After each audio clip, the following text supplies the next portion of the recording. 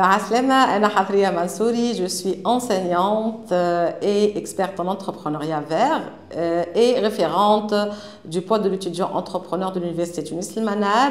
Et اليوم إن شاء الله باش نحكيو على l'entrepreneuriat circulaire et ses impacts ou bien ses effets sur notre société. Aslema, Ana Hadria Mansouri, enseignante universitaire, je suis économiste de formation.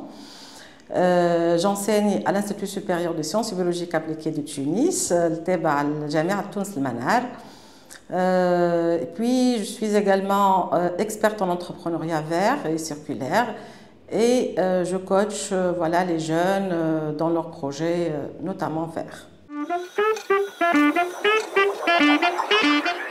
Au fait, il y a l'économie circulaire, j'ai ce qu'on appelle l'économie linéaire.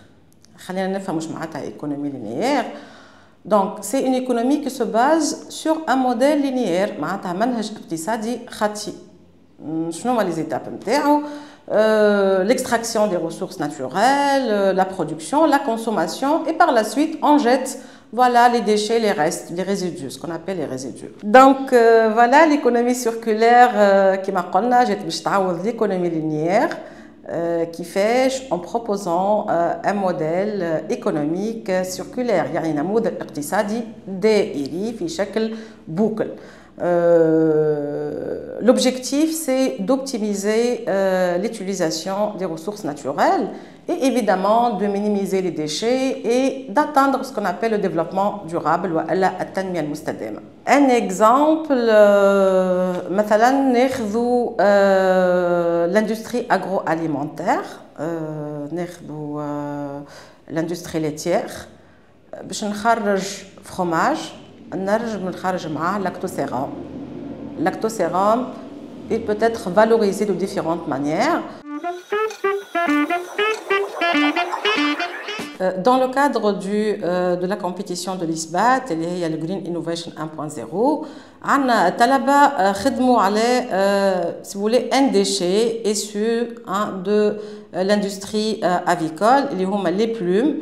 Mais les plumes, ça n'a des produits cosmétiques à base de kératine et c'était vraiment une innovation, toujours dans le cadre de l'économie circulaire. Tous les pays pratiquement du monde, voilà, partout dans le monde, on s'oriente vers les modèles circulaires, vers l'entrepreneuriat vert, l'entrepreneuriat circulaire ou d'une façon générale vers l'entrepreneuriat social. Ahna fait l'ISBAT.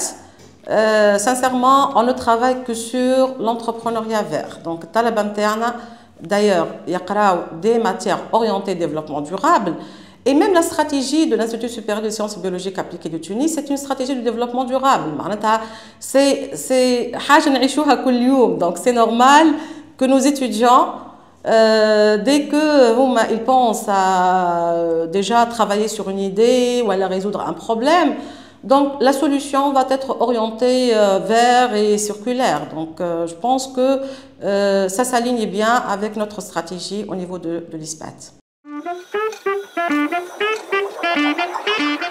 هو راهو كيف نقولوا économie circulaire نرجعوا شويه نرجعوا حتى 22 سنه التالي معناتها la première conférence si vous voulez qui a proposé l'économie verte ou l'économie circulaire comme un outil de développement durable, c'était la conférence des Nations Unies sur le développement durable, Rio plus 20, c'était en 2012. Donc, l'hkaïa qdima shwaya.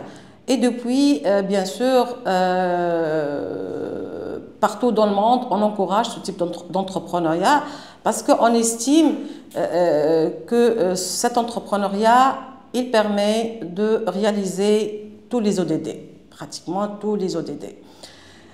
Donc, femme vague kbira de création de start-up partout dans le monde, soit de recyclage, soit de valorisation, soit d'optimisation de l'utilisation des ressources naturelles.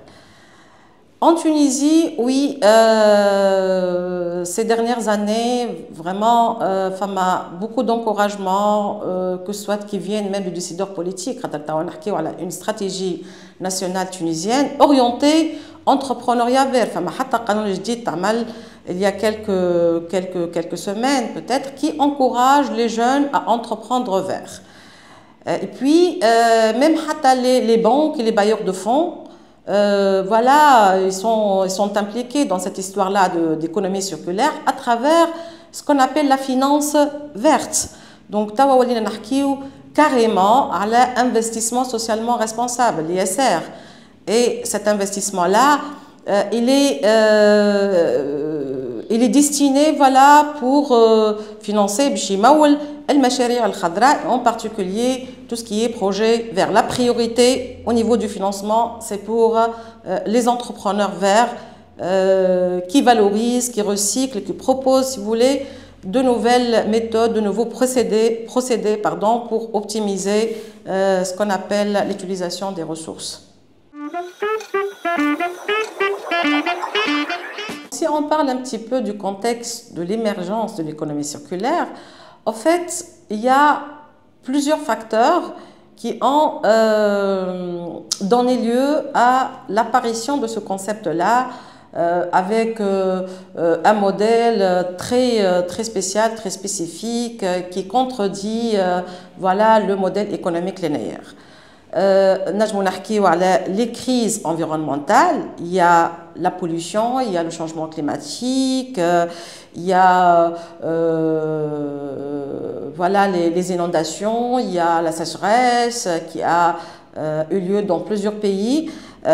Également des ressources naturelles limitées, notamment la ressource pétrolière. Là, on est vraiment, pratiquement tous les pays, hein, ils sont dans un déficit énergétique. On peut également parler des pressions réglementaires et politiques. On a les ODD, donc on est censé réaliser les objectifs de développement durable. Et puis, on a tout ce qui est progrès technologique. Je pense que la technologie actuellement, elle est très favorable pour proposer de nouveaux procédés, pour proposer de nouvelles solutions afin de réutiliser les déchets et afin de créer de nouvelles ressources. نجم نحكيو زاد على l'évolution des comportements des consommateurs. Là, on parle de consommateurs éco-responsables, consommateurs orientés beaucoup plus vers la consommation de tout ce qui est naturel, bio, conscient de tous les impacts de l'industrie ou la désindustrie sur leur environnement. Le bien-être des consommateurs. كيف نحكيو على les objectifs de l'économie circulaire, نحكيو principalement à la 3 objectifs. Le premier, c'est de prolonger la durée de vie des produits. On peut réparer beaucoup de produits, c'est le cas de l'électroménager, on peut réutiliser beaucoup de produits et on peut même recycler ces produits. Ça, c'est le premier objectif. L'objectif c'est réduire les déchets. Comment on réduit les déchets? Ou bien à travers le recyclage, ou on valorise rire. Et puis, troisième objectif, c'est l'optimisation de l'utilisation des ressources naturelles. Grâce à quoi? Grâce à l'éco-conception, les composants d'un produit, l'emballage, etc. Donc voilà les 3 objectifs, les 3 piliers, si vous voulez, de l'économie circulaire. كيف نحكيو وإلا إذا نحكيو على les opportunités si vous voulez, dans le domaine de l'économie circulaire ou dans le domaine de l'entrepreneuriat vert en général. نشوفوا قبل كل شيء les entreprises هما بيدهم معناتها احنا عندنا des entreprises qui émettent beaucoup de déchets, où ces entreprises n'arrivent pas à gérer efficacement ces déchets. Donc, les 2 méthodes classiques, la majorité des entreprises, que ce soit tunisiennes ou internationales d'une façon générale, c'est l'enfouissement ou l'incinération. Donc, il y a une opportunité qui se présente pour les jeunes فاش تتمثل انهم voilà il essaie voilà de d'abord d'identifier ce qui existe comme déchets ولو انه كلمه déchets ما عادش موجوده في الفوكاب تاع l'économie circulaire. Là on parle de coproduits et de sous-produits, c'est-à-dire d'un résidu qui a de la valeur, qui peut être valorisé, qui peut être recyclé. Donc l'économie circulaire بدلت carrément le paradigme, un vocabulaire بدلته radicalement. Donc des déchets qui ne sont pas bien gérés, puis il y a cette opportunité-là de les utiliser pour créer voilà, des ressources potentielles.